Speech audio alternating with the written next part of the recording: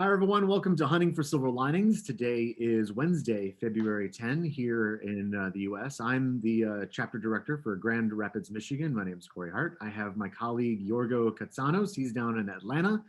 He is managing director of Beneventure Partners. And then today, our guest, we have Jason Kraus from Startup Grind Boston. Now, we started this journey last year, and we've hosted over 120 conversations with ecosystem builders and innovators across the planet because we're just curious about what the hell's going on out there.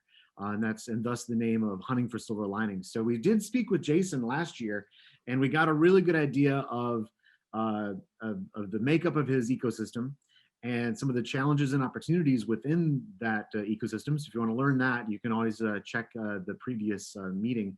But now we really are really curious to learn more about what's happened since then and what is the outlook now, almost a year later. But first, Jason, thanks for joining us again. Really appreciate it. Yeah, excited to be here. Thanks for having me on. And if you could do us the honor of a nice introduction to your personal background, and then how you found Startup Grind. It sounds great. Yeah, so basically, I'm the Boston chapter director. I've been involved a little over 2 years now. And so my background's in the venture and angel investment space. Been involved with a group, the Boston Harbor Angels, for 5 or 6 years. And now we have a fund that partners with that group called EQX Fund that we launched just about 3 years ago as well. And the focus on both of those and the biggest sort of ecosystem in the Boston startup community is primarily split between technology companies and the healthcare and biotech sector. So both are really active and strong, in the area, and that's sort of our focus on both of the investment sides as well. I've been involved, or I started a company just about 5 years ago called Prepare for VC, and I'd been consulting, advising, and helping startups through figure out what investors are looking for, go about that, figure out how to navigate the fundraising process and what to put in your pitches, and different topics there. Been doing, had done some events on my own, attended some of the previous Startup Grind Boston events with the old director there. And then I think, he moved, out away from the city, and there was an opportunity to take over the chapter, and I'd really loved all the Startup Grinds events I had gone to before, and seemed like, a really great network to get involved in, and really happy that I did, both within our city and, the chance to get to know all the other directors through conversations like this, through the conferences we've had, and even more at the the virtual conference coming up the end of February. So yeah, it's been a great experience, and still I guess my focus is as a community builder, an investor, and basically advisor for startup companies. Right. Well, I mean, what's really great, I think, about your perspective and your outlook is your focus on the founder. And can you tell us a little bit about your book? I mean, what was the inspiration for that? Because that's clearly a part of your story arc that you maybe didn't tell us about. Sure. Just keep it in the background up here. But yeah, basically, it's called Venture Forward: Lessons from Leaders, and the idea is that whenever you're building a startup, similar to the mission for Startup Grind, it's much easier if you can learn from the successes and failures of other people that have done it before. So it was a lot of stories from other entrepreneurs, both some of the big name stories you might have heard of, or might have heard or one of them I took was from actually from the conference maybe 2 years ago with Brian Chesky from Airbnb, on how he actually went through and you know, they went to all the apartments in New York and took the photos and did things that didn't scale early on, just to get to know all the customers and build those relationships. And then some, you know, other localized founder stories, companies and, or, you know, in Boston and Chicago and other areas that, you know, grew great businesses. And like we had pretty good mix of, you know, a wine company, a couple biotech startups, and basically, you know, what they did to figure out who their customers were early on and adapt and change, you know, along the way to build a successful company. So and then that means it seems like there's no mistake the reason why you would call this fund and have a focus like on emotional intelligence, right? Um, why can you tell us a little bit about that process of like Yeah, when you're looking for founders like with this kind of focus? yeah. So, you know, we're generally at the seed to Series A, like relatively early stage companies. And the idea and thesis for the fund is that, like, at that stage, the most important component is the founders, and sort of the team they surround themselves with. So there might be other companies that come up with the same idea or a similar idea. But if you have the right team involved, they're the ones that are going to make it a success. And um, it's also more like our theory and thesis is that it's more about that leadership skills and the entrepreneurial mentality than it is, you know, about going to, I don't know, like an Ivy League school or other, more of the IQ component.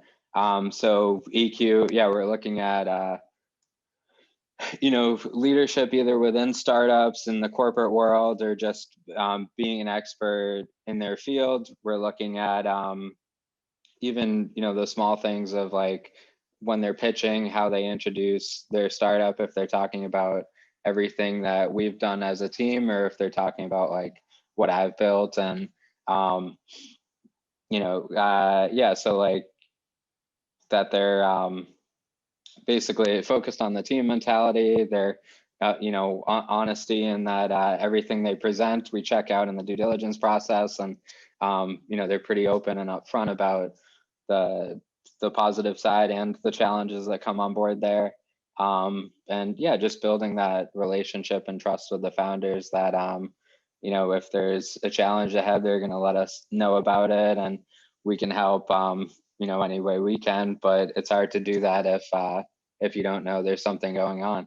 So yeah, that's our big focus. Is it's been it's a mix of like uh, a mix of entrepreneurs that have had success in the past with people that have been leaders in, you know, in the corporate world, and then just founders we've built relationships with, and are really excited about, you know, their first venture, uh, their first ventures today.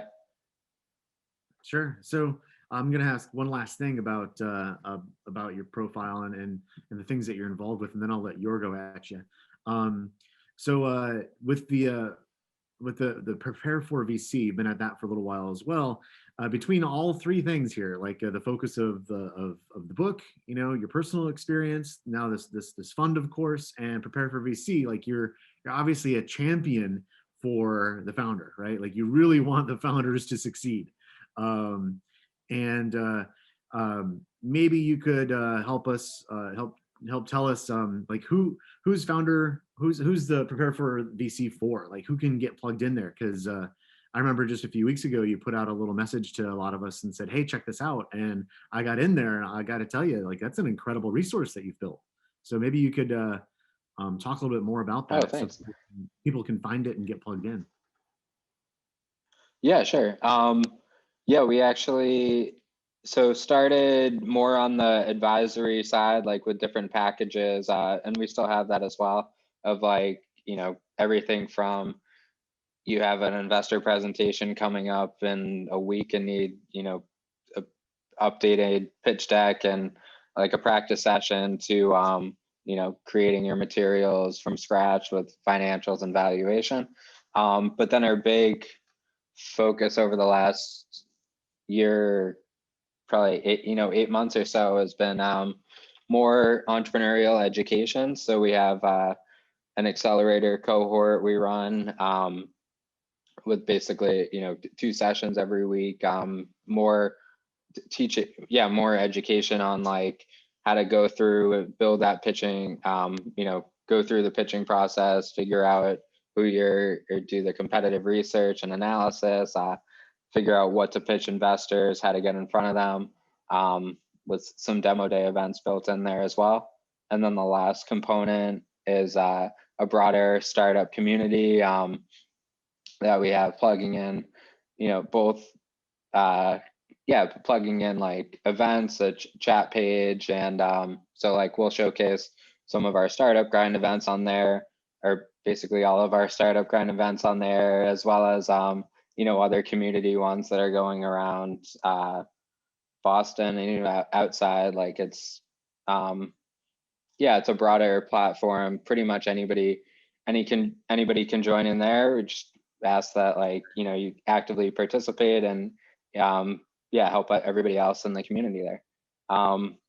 So that's on our, we link to it on our main prepareforvc.com site. On there's a community tab, and it's been a great resource there so far. We have a little over 300 members in the first couple months here. Sweet. Well, thank you for a nice comprehensive little bit about all the different things that you're involved with. Yorgo, any questions here for Jason as we get moving on? First of all, I would like to thank Jason for the introduction, and particularly the last component of preparing companies for VCs, because it has been essentially a good intro to my question. If you have read the recent article in New Yorker about how venture capitalists are deforming capitalism, the fiasco of WeWork, and how the VCs that work there allowed themselves the luxury of not monitoring what was happening in C-suite, which eventually led to the problems that we all know about. Plus, a couple of days ago, you probably read in the news that Masayoshi Son's big billion fund did extremely well for the year. He had a big press conference in Tokyo. And we all know that he essentially has taken a lottery approach, right? He was investing huge amounts of money. And it seems that many of these VCs go to startups and they say, well, look, here is 100 million or 200 million or whatever it is. And if you don't take it, then we're going to give it to your competitor and you'll be out of business. So looking at these practices, and in particular the fact that we have widgetized the startup process, we have analyzed it, we have reviewed it, and we're trying to essentially standardize. However, in between, we know that the accelerators and the incubators are running out of ideas. But where do you think we go from here? Yeah, I think that's a great question.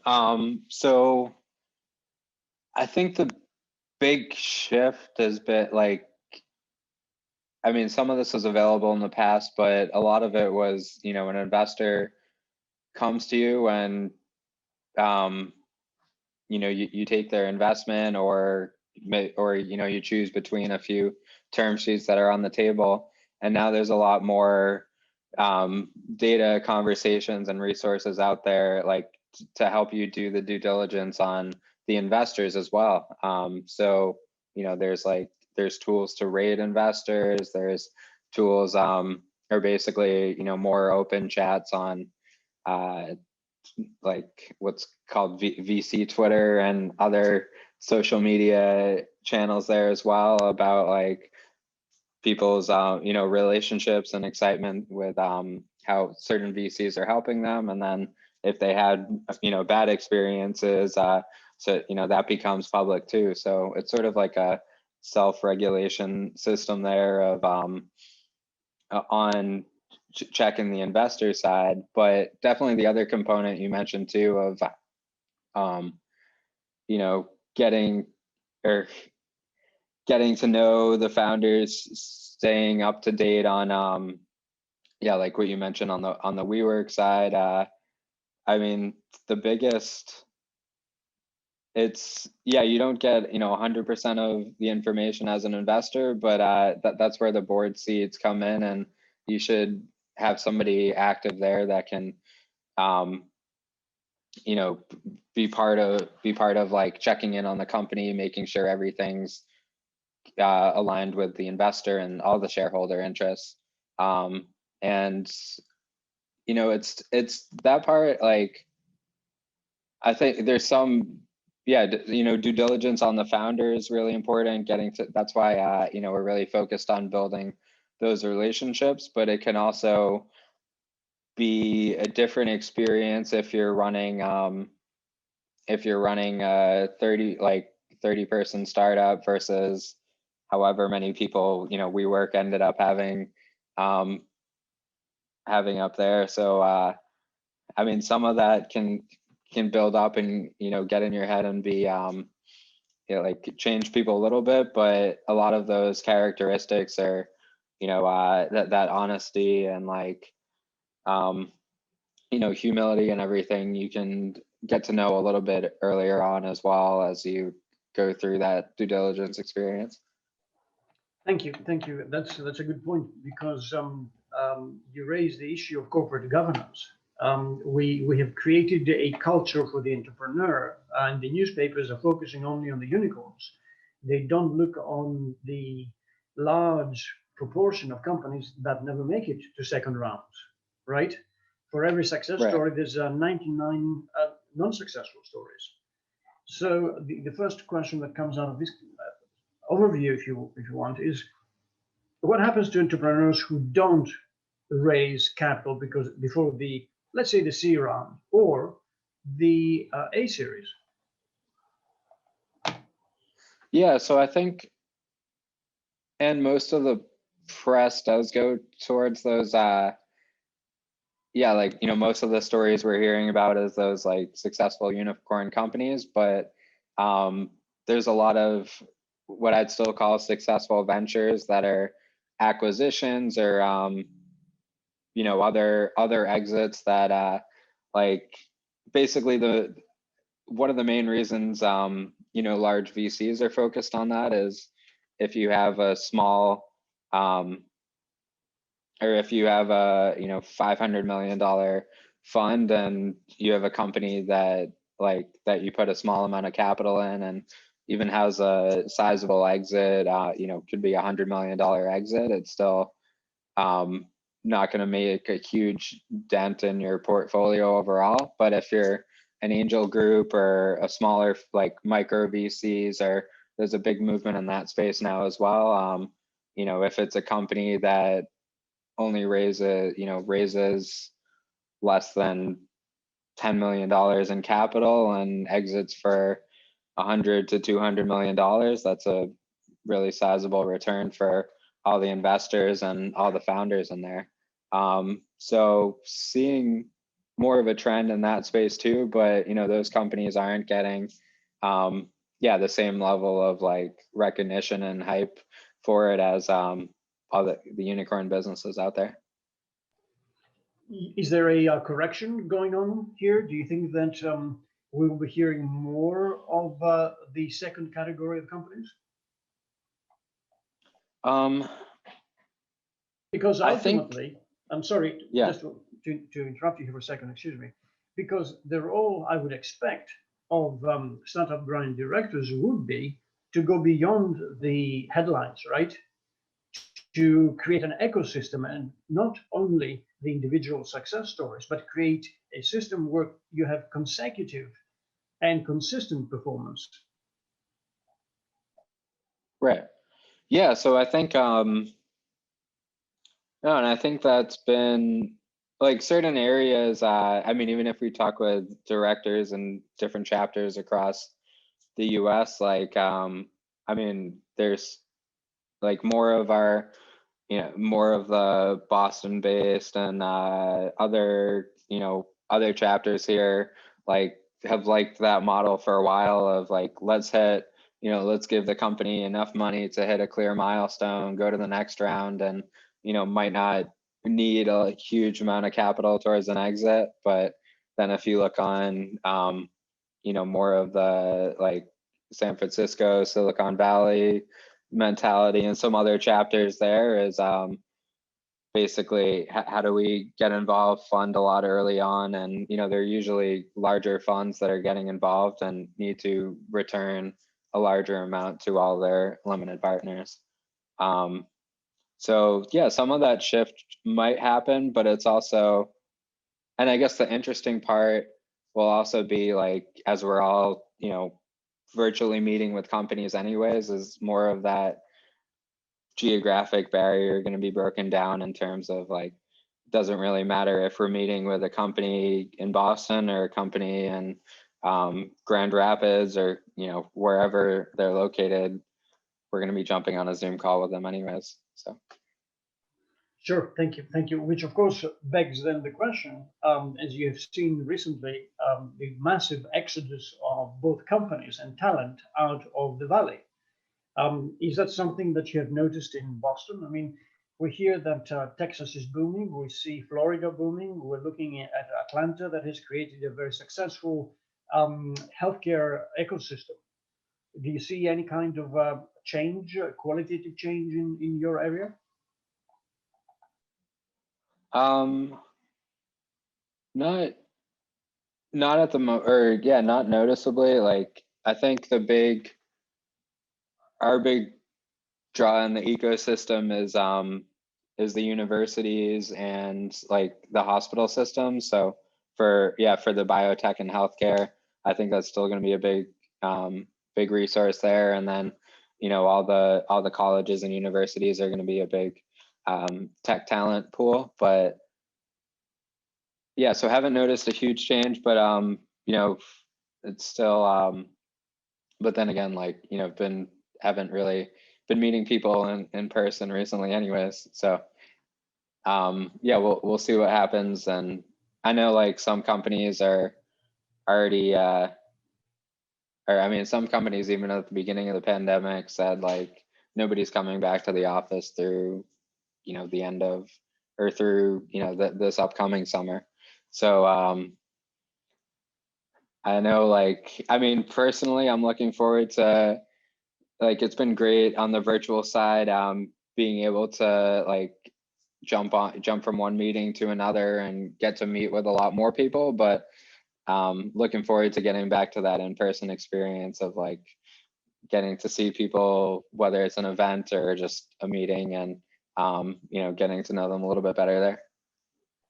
Thank you. Thanks very much. That's great to know. And one last question, which I think is in the back of everyone's mind. In the last report, there's 4,000 variants of this COVID-19 virus. What do you hear from the medical community? Are we going to have a system whereby every year we'll be trying a new series of vaccines? How do we go from here? Yeah, so I know, yeah, I mean, there's different reports on that, but I know there's like, I mean, even outside of the ones that are already out there, there's a good number of new vaccines in the pipeline as well, and they all have different benefits and scenarios. So like, there's one, there's a company around here that has one that'll has less refrigeration requirements and would be a great resource for I mean, in the US, but also other countries that the delivery time and is an issue. And there's ones that are are gonna have different aspects that make them the best fit for a certain area or a certain population. But yeah, I guess it's early to see if it's something we're gonna need to take like every year, like the flu shot, or how that's actually gonna play out. But I think, the exciting part has been that we've been able to develop what's normally 10 plus year process within a year, and all these vaccines have already come out and, been successful so far. And then, that can apply to, and there's been a big infrastructure that had to go in place to make that possible that can help for other drug development and other areas as well. You're absolutely right. We were so fortunate to see the acceleration of the process. It has been such a blessing in many ways, and I hope we're able to replicate it going forward. Thanks, Jason. Thank you for your contribution. Yeah. So that, like, we have some incredible acceleration there that we've seen, and but we're also seeing some interesting pushback on the global, like, coordination, right? So we're seeing that some communities around the planet aren't even going to be able to start vaccinating until 2024, and what's it going to look like then, right? So it's going to be very interesting. And on the topic of acceleration, since we talked to you last August, and that's when we were just in kind of basically, we were in the middle of realizing, like, oh my gosh, we are a decade ahead of where we thought we'd be for this particular trend, like trend X, trend Y. What are some of these trends that have been accelerated so much that you're excited about, like, Jason, for, like, what it means for your community of entrepreneurs, or just on a broader level? Yeah, so I think, some of the biggest trends or on the tech side are that there's sort of forced. It happened sort of as a forced way of doing business, but great, momentum for the future in terms of like industries and companies that, like, weren't digitized in the past now are, and whether that's, like, through being able to have remote employees, or through online ordering and delivery at basically any sort of, like, retail or restaurant or other locations there. Even one of the big startups in Boston, like Wasabi in the cloud storage space, they've had a huge momentum this year in terms of, like, companies that had all manual files and data and everything, like, had to put it on the cloud and make it accessible for employees everywhere. And so I think that'll enable, or the big trends are enabling enabling people, remote workers everywhere, sort of tapping into different talent pools and still having that access. Also selling your products wherever your customers are located. E-commerce has been around for a while, but now it's sort of the first destination people are looking, instead of going to your local mall and trying to figure it out. And then on the medical side, I think there's been, like, even outside of the vaccines, there's been a lot of sort of secondary or companies that had other products they've been working on that had some sort of tie through, better cleaning of hospital systems, or better, other like respiratory related drugs that have been accelerated through, like, the needs during COVID, that are now coming out to market and having more success in that space. Do you have any within your flock of entrepreneurs and founders, both within the companies that you run and then also as a chapter director, are there some examples of some people that have, like, pivoted with their customers, right, to retain the what the customers have turned into, or find new ones? Or are there some examples of some companies that have spotted, like, an emerging trend? Because I think we all have to now be experts in futurist thinking, right? Like, we can't, like, it's not about predicting what's going to happen in 12 months. It's like 12 years. I don't know. Right. Yeah, that's always yeah, an interesting like question on the investor side too, because like what's exciting, or these are companies, especially at the seed stage, that you're looking for, to have success 5, 6 years from now, so it has to be a hot trending area then. But yeah, definitely.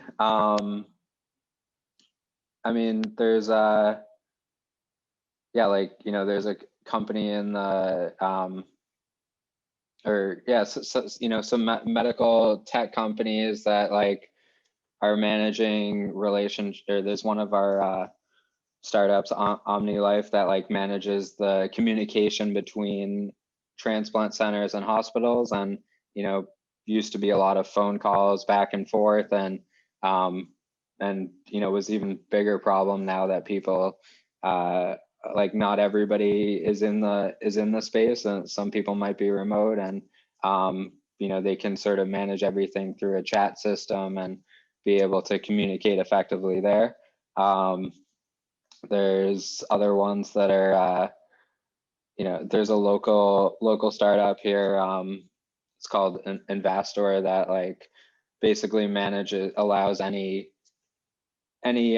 brick and mortar location to offer delivery through their platform, and sort of has a marketplace set up there as well. And but yeah, there's a few other ones in that space too, that are helping like companies that are, people and companies that weren't tech enabled before become sort of, or have that tech arm and component, whether it's restaurants, retail locations, or just companies that like, it's still been a really high, like there's I don't know the exact number, but there's a high number of companies that don't even have a website, or like a place to order online and have a website, that I think has probably changed a lot throughout the pandemic as well.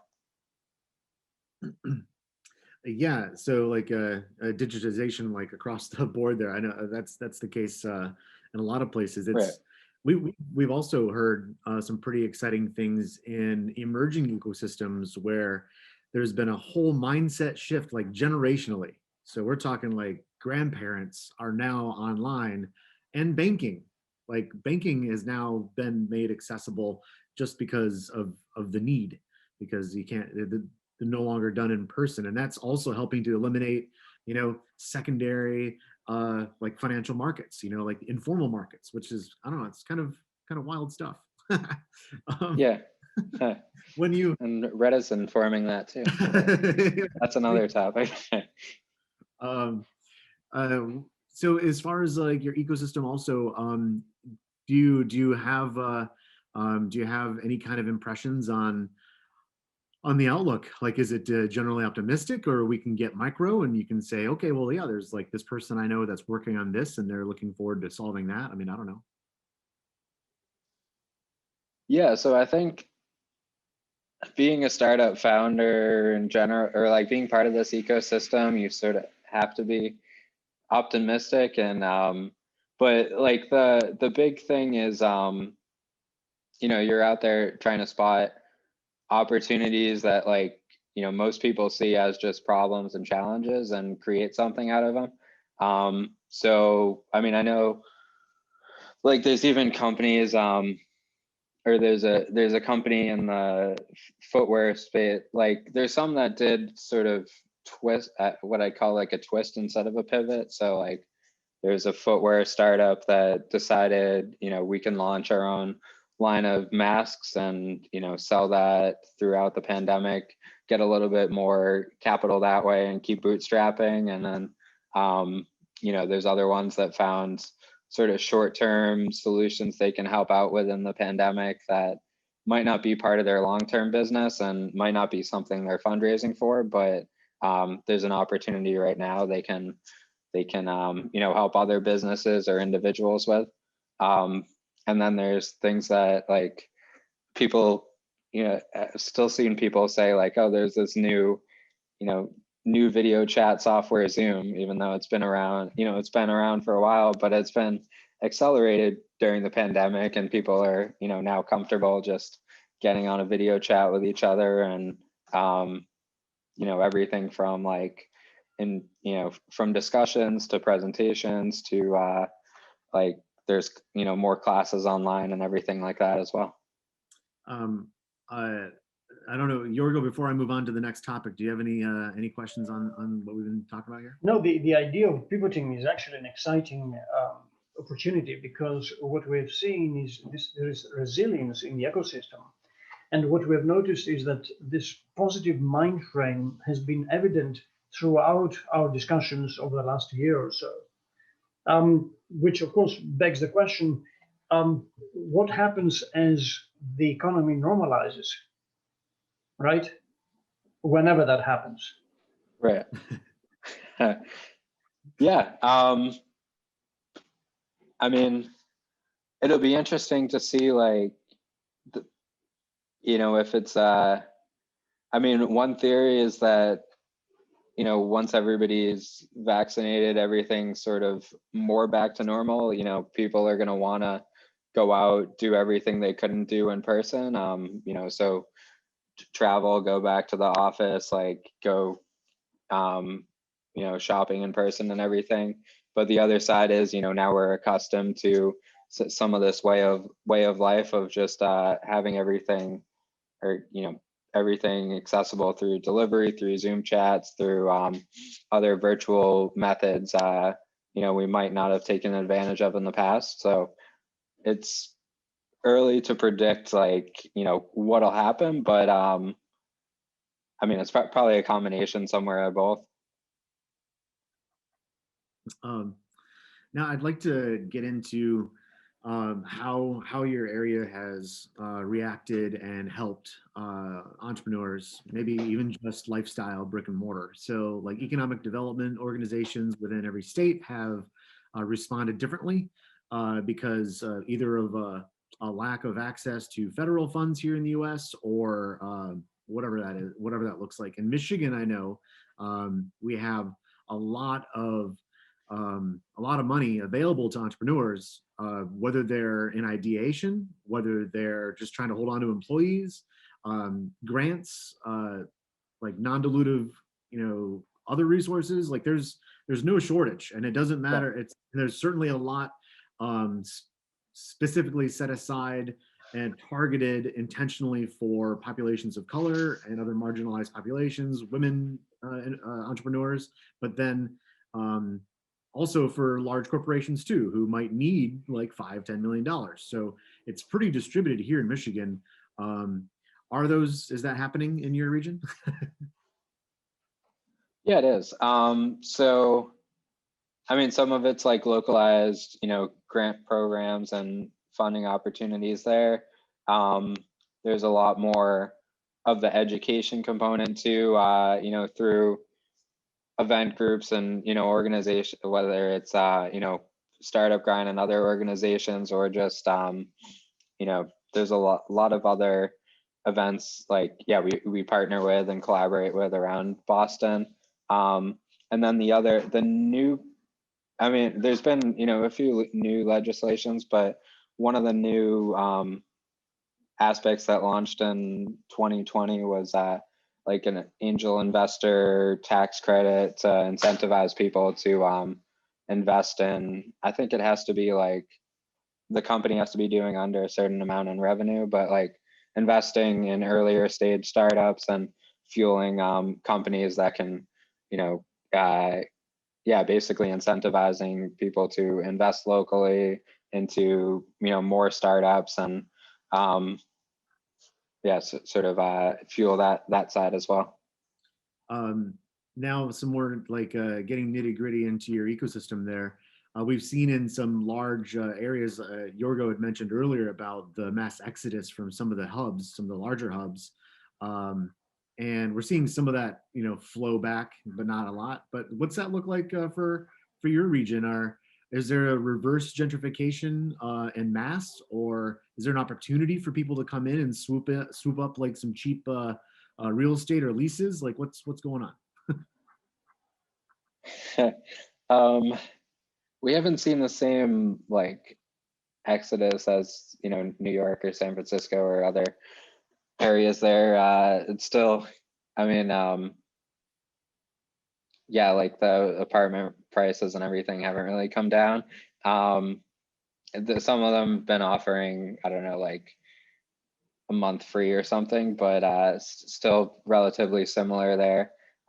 There's been a lot of construction around, or like, you know, new popular areas around around Boston, like the Seaport waterfront area that you know, generally didn't have too much in the past, was more like an industrial space, and now it's all like luxury apartment buildings and you know, restaurants and everything around there.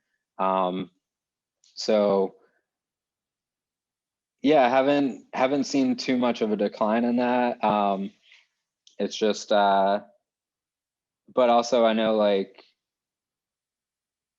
I mean, one of our yeah, I mean, some of the investors in the group and everything have got, you know, been up in Vermont and New Hampshire and other like remote areas during the pandemic. And but I mean, I think, you know, long term, not seeing too much of a change. I don't think, like coming back to the city and being part of everything here. And I mean, part of it might be, you know, our skyscrapers are not like, not huge buildings too. Like Boston's a relatively smaller city, and you know, maybe people aren't as concerned about being in you know, being in a building there through the pandemic.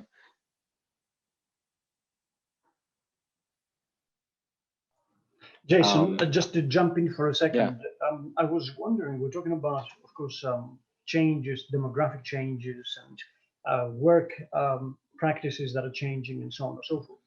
What is going on with investors? What do you see the investors? What are they thinking at the moment, and what are they looking for in terms of either sectors or Yeah. applications? Yeah, so I think it's changed a little bit. Like now it's closer back to normal. I'd say the first few months of the pandemic were basically, you know, what are our portfolio, or like, you know, do we need to do follow-on investments, or you know, really focus on helping the portfolio companies. And yeah, since, you know, since the fall or so here, it's been still pretty active in terms of new deals. And I mean, well, I guess our primary sectors in the technology and medical space are probably less affected than, you know, other areas that might be more retail or travel or other concentrations that have been more hurt by the pandemic. So I'd say more of the focus, though, has been some of the topics we talked about earlier in terms of like companies that enable more of that remote economy. Still a big on the harder or on, yeah, more of like the harder tech here as well. You know, there's a lot of companies building in more AI tech, security related technologies, and yeah, you know, blockchain, other applications on that side. And a lot of, and the focus there has typically been on like industries that haven't necessarily adapted it yet and could be a great application for those up and coming technologies. And yeah, sort of like, and I say, you know, up and coming, they've been around, or the idea and, you know, innovation there has been around for a while, but now it's sort of at a stage where you can easily implement, you know, into new businesses, and people have more of an understanding of how it can help, you know, their company as a customer, as yeah, as a partner for all these other startups. So it's interesting. You're looking at healthcare technologies and applications. You're looking, I assume, at payments systems and other fintech, and then of course blockchain, right? Yeah. Thank you. These Yeah, are and very so I mean interesting areas. our yeah, and so part of and like this this angel group I've been involved in, Boston Harbor Angels. It's like part of the benefit of a group like that too. There's 50 members that all have different backgrounds. Some are more physicians or like medical, from the medical side at companies like Medtronic and Boston Scientific, and some are more financial experts, and some have done startups of their own or just been investors longer term, from the tech space. So it's a good mix of backgrounds and experiences that like help you figure out and validate, everything the startups are coming with. As we were running up against our hour here, you'd mentioned the barriers of geography and proximity, right? And wondering if you've noticed, sitting in the big city Boston, if you've seen entrepreneurs or innovators from like your fringe communities, that might have previously been like, well, we just can't play in that big pond of Boston, even though it's just like it's an hour and a half drive away, and we're like these bum hicks from whatever. Is there more opportunity and more willingness on the behalf of the big city Boston people to play with innovators from outside the immediate vicinity? Like, what's that look like? Is it? Yeah, there is. And I don't think it's like something I had realized as much before this, but even just talking about like our startup grind chats, I mean, I've had people that like have come to our chats online that weren't able to make it in person, and it's tough, or I mean, traffic isn't as bad right now, which is a plus there as well. But yeah, I mean, normally you don't really, if you're outside the city, you don't want to be driving in for an event at whatever, 5 or 6 o'clock at night, and there's a lot of traffic getting into the city if you're not there already. So definitely seeing a lot more, or yeah, broader audiences that might have been a little bit further away, being able to interact with all the events and resources out there. And then also like, I mean, our, yeah, and then, there's, we're pretty close to, or, Boston's about like an hour, or no, like an hour and a half, or like under 2 hours from Providence too. And so, seeing more of that community, community building between the two cities there. And yeah, and I think, yeah, geography is sort of less of an issue now, but I think even some of the or there was like a suburban area that had been really popular for it was called like, or a lot of the VC funds had set up there in the past, and yeah, driven some innovation outside the city. And I think yeah, it'll be interesting to see new companies coming, like yeah, not too much of a change in the companies that already have spaces they're in already, but where do new companies choose to set up, and are there going to be more tech hubs outside of like outside of like downtown Boston and Cambridge, which are the most popular areas right now for companies? Yorgo, any last thoughts or questions before I ask my last question? Well, a very simple one, if I may say so. So as we are becoming digital, and by laws of nature, we want to avoid the COVID tsunami here.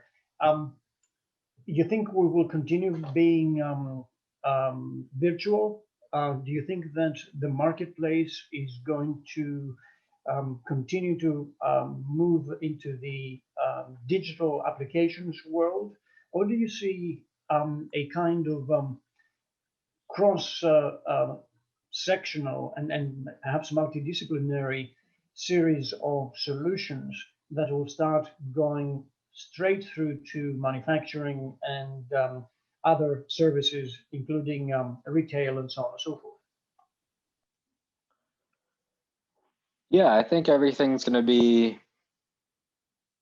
yeah, everything's going to be sort of a mix, but like the main things are, you know, there's a lot of companies out there that weren't set up to be digitized in the past, and now they are, so that's already in place, and they can have a portion of, like, even if everybody's back in the office, like if somebody, you know, has a day they need to work from home, it's not an issue, like they're already set up for that. And you know, if there's somebody they want to hire and bring in another location outside their city, relatively easy setup for that too.